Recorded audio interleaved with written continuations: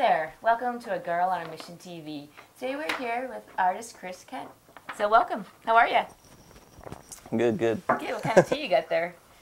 Mango passion fruit. Oh, that sounds good. Yes. Okay, so I've got a couple questions for you to start you off. What was your high school mascot?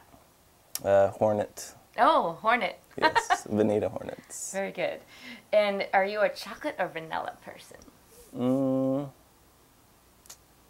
Vanilla, I think. Vanilla? Yeah. Of course. If you have a car, on any previous cars, do you have any bumper stickers? The only one I've had was Zoo York, Everything is Real.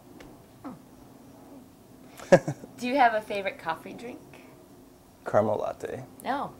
A little bit to while we were here and your art and all that. So, what got you started in art? I always drew and sketched with actually with my uncle when I grew up. Okay. In Oklahoma, we'd tape together pieces of paper and draw semi-trucks. Oh, okay. I think that's a very country thing to do, probably. So you started in sketching, and then when did you move to paint? My mom tried some like Bob Ross paints and stuff, and then she quit after trying like her first one. So then I grabbed her painting, and I did a painting with it, like this little one. And I didn't know to use liquid or thinner or anything. I just used it all right out of the tube, so it would never dry. So she just hung it up on the wall, and like 6 months later, I'd go by to see if it's dry, and it'd still be wet. And I'm like, oh. So it ended up being like up there forever. So. Oh wow, way back. And are you self-taught then, or have you studied? No, I went to school. I got my associates, but okay. In fine art. Oh, in fine art. Okay. Yeah. And that was in Oklahoma? Yep, at Rogers University. And then you mentioned that you studied in Europe?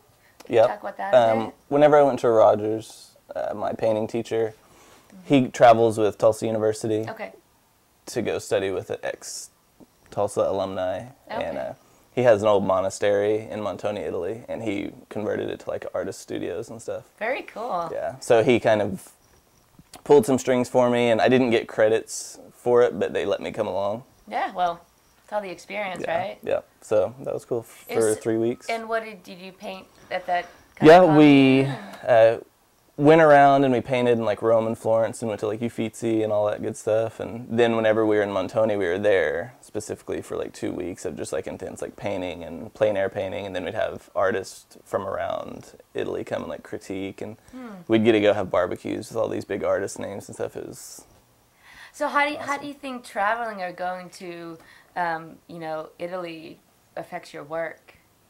It definitely, I always liked a lot of the surrealist stuff when I very first started painting, and all the arch doorways and things like that for some reason had a little connection. And then once I went to Italy and I was actually at a lot of the places similar to where they were from, it was just like, I don't know, got that little fire sparked, I guess. So were you more prolific over there, would you say? No, not necessarily, but just, I guess it inspired like a real good inspiration from there. Would you go back?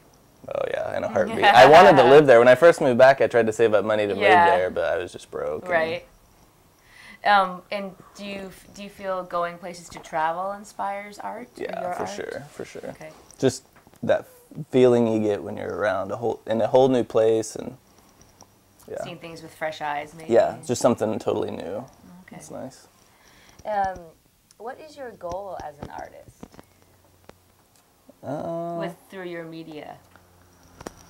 I think a lot of it's trying to have kind of like, I don't know if necessarily give people a good feeling, but everything's, I try to do fairly bright or something that will, but then again, it's almost just more therapeutic, so it's not really like I'm thinking about what I'm trying to do with it. It's just like I'm getting out there to do it, and it feels good to me, and whatever comes.